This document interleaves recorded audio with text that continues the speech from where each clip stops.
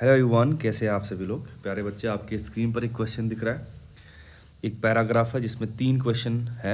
110 ये नंबरिंग था, मैं 1 2 3 बोलूँगा, ठीक है। और जो टॉपिक है इस क्वेश्चन का बेसिकली वो है वर्टिकल सर्कुलर मोशन। अब उस वर्टिकल सर्कुलर मोशन में उन्होंने बॉयंसी फोर्स, एक एक्स्ट्रा फोर्स उन्होंने इंक्लूड करा दिया है। तो कोई नया चीज़ नहीं है ये, मतलब हमारा फंडा जो लगता है वर्टिकल सर्कुलर मोशन में वही लगता है। वर्टिकल सर्कुलर मोशन में और कुछ समझ में ना आए, आप वर्क एनर्जी थ्योरम के बारे में ज़रूर सोचा करो, है ना। जो कहता है कि चेंज इन काइनेटिक एनर्जी जो आया होगा वो आया होगा due to work done by all the forces. बात समझ में आ रही है? ओके।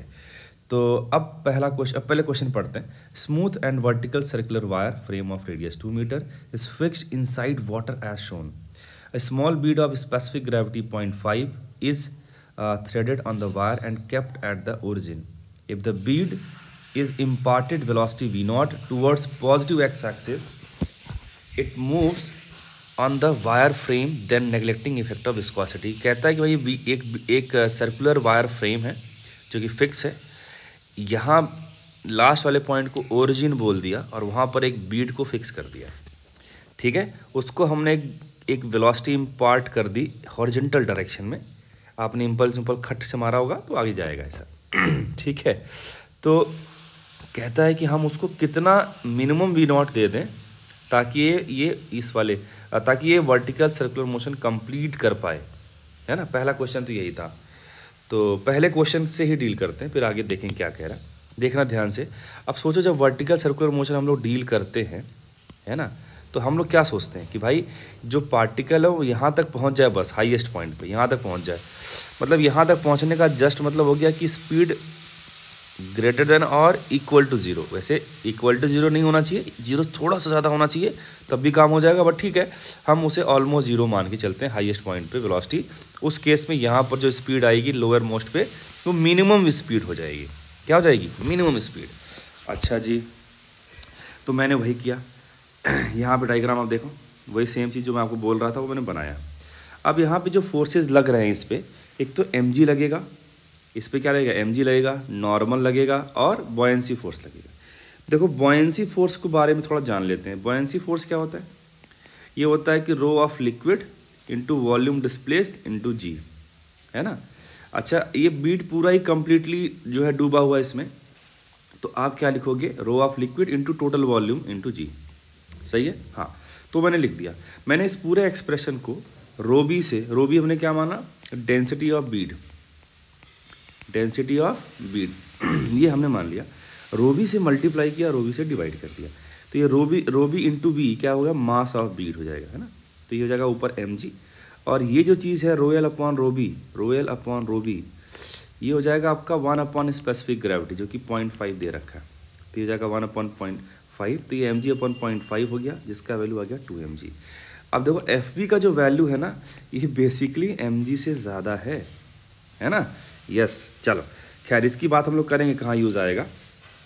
तो मैंने लगाया वर्क एनर्जी थ्योरम, है ना। अब नॉर्मल का वर्क डन तो जीरो होता है। क्यों जीरो होता है? क्योंकि नॉर्मल हर एक इंस्टेंट पे वेलोसिटी की क्या रहता है? परपेंडिकुलर रहता है, तो उसका वर्क डन जीरो हो जाएगा। बचा हमारे पास work done by gravity and work done by F B. आप सोचो कि एफ बी कब तक लगेगा? जब तक वाटर रहेगा, जब तक वाटर में वो डूबा है। तो वाटर कब तक है? अप टू 1 मीटर है। और एफ बी का जो फोर्स का मैग्नीट्यूड है वो कांस्टेंट है, इवन डायरेक्शन भी कांस्टेंट है। तो आप देख पा रहे हो कि कांस्टेंट फोर्स में हम जब वर्क डन निकालते हैं तो force into displacement in the direction of force कर देते हैं। तो एफ बी को 1 से मल्टीप्लाई कर दिया, क्योंकि एफ बी ऊपर लग रहा है, डिस्प्लेसमेंट भी 1 मीटर ऊपर है। ऐसे ही अगर मैं एम जी की बात करूँ, एम जी लग रहा है तो कांस्टेंट फोर्स, एम जी का डायरेक्शन नीचे है, तो एम जी के ऑपोजिट डायरेक्शन में चल रहा है वो, तो ऑपोजिट डायरेक्शन में वर्टिकल डिस्प्लेसमेंट उसका 2r हो जाएगा जब हाईएस्ट पॉइंट पे पहुंचेगा। तो work done by m g आ गया आपका माइनस mg 2r, क्योंकि दोनों के बीच में एंगल 180 था। ये आया plus F B into 1 work done by buoyancy. ये चेंज इन काइनेटिक एनर्जी है, यहाँ पर स्पीड हमने जीरो मान रखा है, तो यहाँ पर मिनिमम स्पीड आएगा।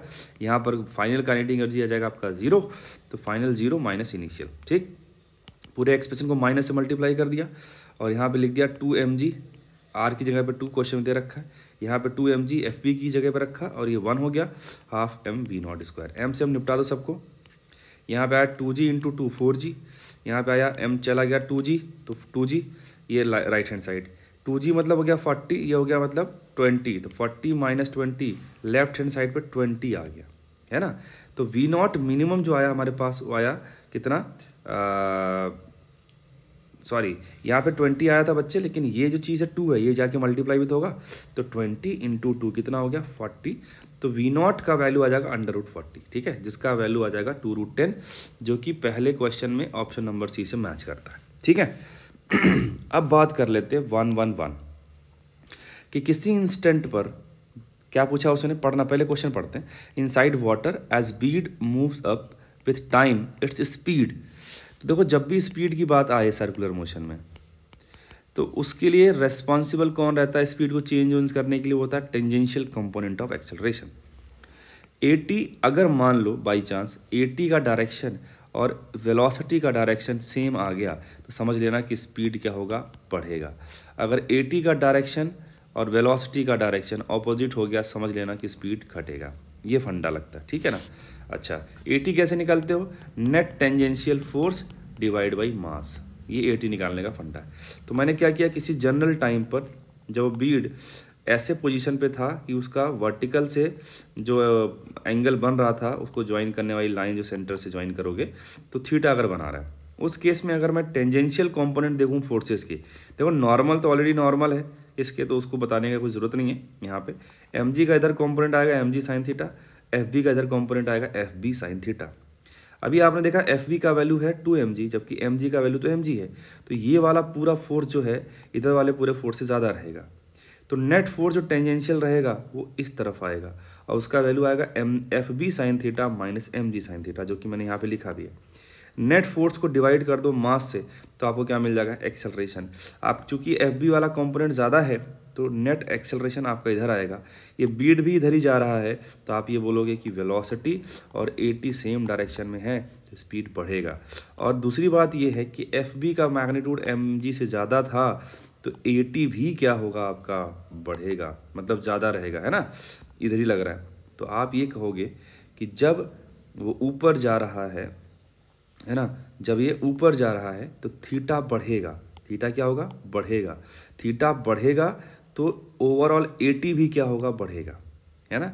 FB माइनस mg, देखो ना FB ये पूरा टर्म तो कांस्टेंट है, लेकिन ये साइन थीटा ये बढ़ेगा ऊपर जाने पर, है ना, तो साइन थीटा बढ़ रहा है तो AT भी बढ़ रहा है, तो AT भी बढ़ रहा है, स्पीड भी बढ़ रही है। तो आप ये बोलोगे कि स्पीड तो बढ़ेगा ही बढ़ेगा, लेकिन स्पीड का चेंज जो है, रेट ऑफ चेंज, वो भी क्या होगा, बढ़ेगा, क्योंकि AT क्या होता है, rate of change of speed. तो अगर थर्ड ऑप्शन आप चेक करो तो वही लिखा है, इंक्रीजेज विथ इंक्रीजिंग रेट, तो ये आपका 111 हो गया। अब लास्ट क्वेश्चन जो थोड़ा अच्छा है, और if the Beed is given minimum velocity v not at origin as calculated in first question, then acceleration a of bead just after it comes out of water is, कहता है कि जैसे बाहर आएगा उस मोमेंट पर जो स्पीड होगा, एक्सेलरेशन होगा बीड का, वो कितना होगा, वो बता दो आप। तो बहुत आसान है कि जो सर्कुलर मोशन में जो नेट एक्सेलरेशन होता है वो दो तरीके के होते हैं, एक होता है AC और एक होता है AT। ये दोनों हमेशा ही आपस में परपेंडिकुलर हैं, तो नेट जब लिखोगे आप vector sum AC plus AT लिखोगे, और अगर आप मैग्नीट्यूड निकालना हो गया तो आप सिंपली क्या करोगे, AC का स्क्वायर प्लस AT स्क्वायर का अंडर रूट, है ना, ये फंडा है। तो मैंने उसी को थोड़ा आगे कंटिन्यू कर रखा है।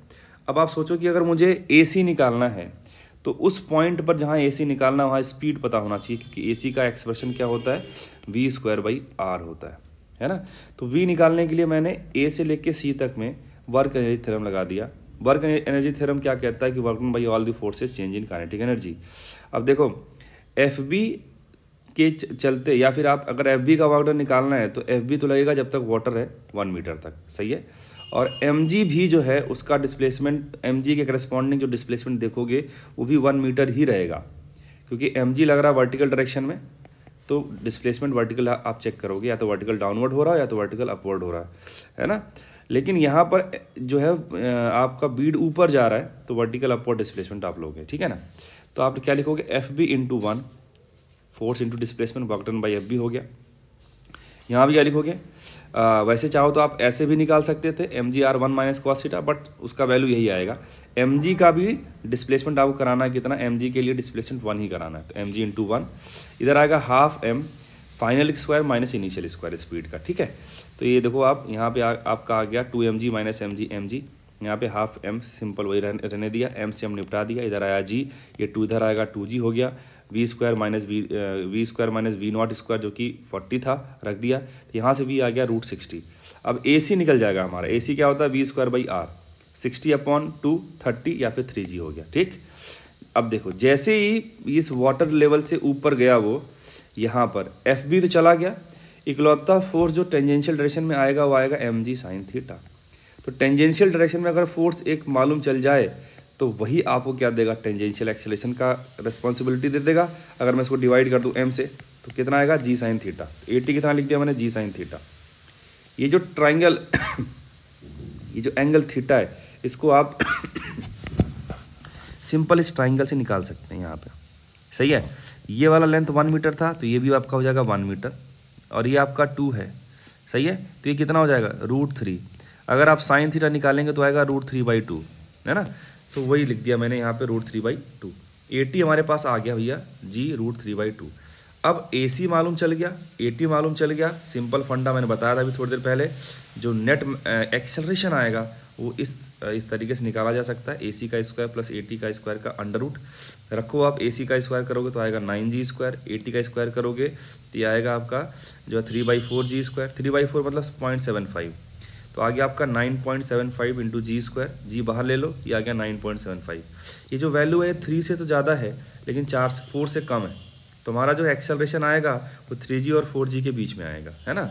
अगर आप ऑप्शन चेक करो तो ऑप्शन भी ऐसे ही कुछ दे रखे हैं, तो अगर आप ध्यान से देखो तो ये जो डी ऑप्शन है वो हमारा क्या है, मैच कर रहा है। तो ये एक अच्छा क्वेश्चन था जिसमें आपको सर्कुलर मोशन के बेसिक्स वगैरह पूरे और वर्टिकल सर्कुलर मोशन में के जो फंडे लगते हैं वो मैंने बताए, है ना। आई होप हर बात आपको क्लियर होगी। मिलते हैं ऐसे ही अच्छे एक वीडियो लेक्चर में अच्छे कंसेप्ट के साथ, तब तक आप अपना ख्याल रखिए। Bye bye, see you, take care.